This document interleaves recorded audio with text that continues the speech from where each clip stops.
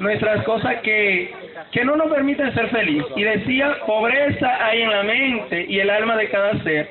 Y como nosotros queremos revestirnos de la gracia de Dios y enriquecernos, porque todos tenemos mucho que ofrecer. Una sonrisa sincera es más que suficiente cuando estamos en momentos de desaliento, de desánimo. Y qué más bonito que nosotros ahora echemos al fuego. Vamos a esperar que el fuego esté más candente para que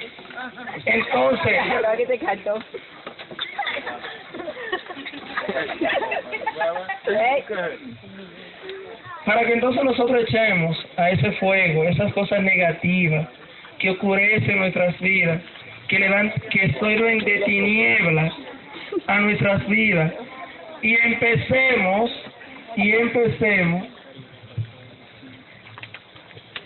a limpiarnos, a dejarnos purificar por la luz, en esa luz que ahora ustedes la ven pobre, pero dentro de un momento va a ir fluyendo.